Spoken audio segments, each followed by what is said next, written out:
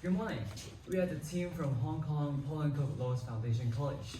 Today we're going to share with you our project on the threats of dolphins in Hong Kong. I'm Brian. I'm Hazel. I'm Anderson. Dolphins are one of the iconic symbols of our city. In recent decades, the number of dolphins has decreased significantly. In this presentation, we're going to discuss about the reasons behind this trend and what we could do to protect dolphins. There are actually two species of cetacean commonly found in our hometown's waters. They are the Chinese white dolphins, also known as the Indo-Pacific humpback dolphin and the Indo-Pacific Venus porpoise.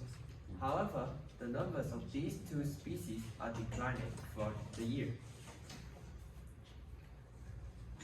As you can see in this graph, the number of dolphins decreased significantly from the year of 2009 to 2022, with around 150 dolphins in 2009 to under 40 dolphins in 2022, which means a 73% reduction in Hong Kong waters. Dolphins are not only lovely, they also play an important role in the marine food chain. A food chain is a linear sequence of organisms which passing through nutrients and energy from one another through feeding relationships. The levels of food chains has producer, primary consumers, secondary consumers, and tertiary consumers. In the marine food chain, dolphins are carnivores, or otherwise known as meat eaters, belong to the trophic level of secondary consumers. Moreover, with their large body size, dolphins are one of the top predators you can find in the marine ecosystem. Dolphins are seldom being attacked and eaten by other marine creatures. In this way, you may notice the key role of dolphins playing in the marine ecosystem.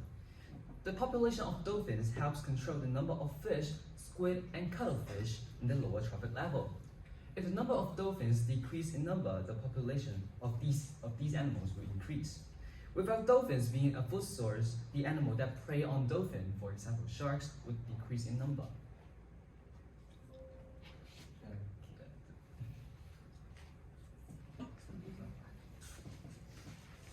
However, the food chain is a hypothetical and oversimplified representations of the ecosystem structure. In reality, a food web is a concept that accounts for multiple trophic, which means feeding interaction between each species. With these complexities, it could be difficult to tell the real cost of reducing dolphins in Hong Kong waters. At the beginning, our team postulated that the major threats to dolphins were water and noise pollution, as water quality is affected by urbanization and cross-boundary pollution. Declining water quality could kill dolphins. We also guessed that marine plastic pollution is affected too. Dolphins eat plastic bags because they may think it as squids or jellyfish, causing a blockage to their digestive system. Noise pollution produced by coastal construction projects upset the habitats of dolphins too. During construction activities, the underwater noise interferes communication and navigation of dolphins. However, since November 2020, we collaborated with Ocean Park Conservation Foundation Hong Kong for their professional support. They have been investigating in dolphin stranding since 2006. The researchers in Ocean Park provided us with new insights about true causes of dolphins stranding in Hong Kong. Dolphins, unlike sea turtles, are actually smart enough to distinguish plastic bags from food most of the time, and they will migrate if they find the recent habitat not suitable. According to Ocean Park Conservation Foundations, the real causes of dolphin stranding in Hong Kong are actually propeller blades and ghost nests. Don't forget, dolphins are mammals too. They could swim up and down to breathe. And they could also be tangled up in the fish nets or cut by the propeller blades in boats and ships. It was recently discovered that the stranded dolphins have obvious wounds caused by infection or fishing gear. However, as most stranded dolphins have been dead or decomposed when found, only about 10% of the stranded cases could have a clear conclusion drawn. To experience the everyday life of being a frontline dolphin researcher, we asked the permission from Ocean Park Conservation Foundation to join the dolphin dissection over a course of 6 months. This task is usually given to university students. In other words, we are quite the first team of high secondary school students taking part in dolphin dissection. We visited the laboratory monthly, put on full sets of hazmat suit, tolerated the bad smell, and assisted the researchers in carrying out the dissection. I was shocked when I found out mammals of these size are so fragile that they could be killed by irresponsible human behavior easily.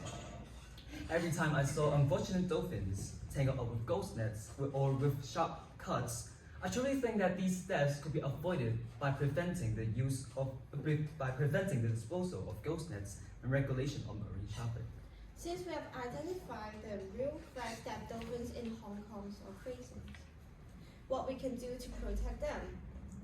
The first solution is to regulate the speed of boats and ships in dolphins' habitats. If boats and ships move slower, the animals will be able to avoid the danger and have enough time to swim away. There have been marine parks set up in some waters in Hong Kong. However, over the years, dolphins migrate from place to place.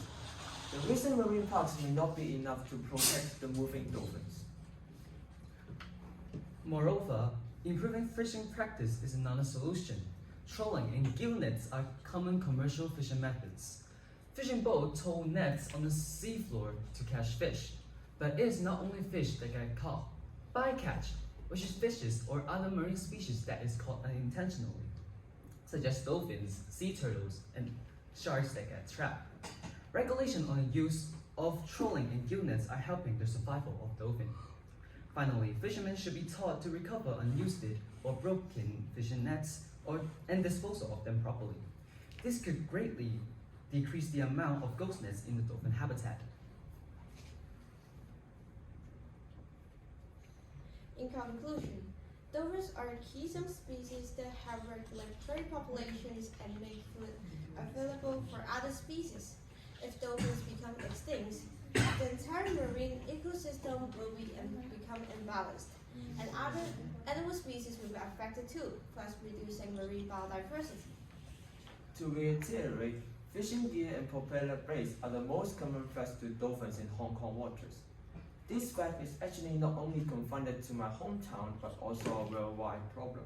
To conserve and protect these precious marine lives, we should regulate marine traffic and ban unsustainable fishing methods.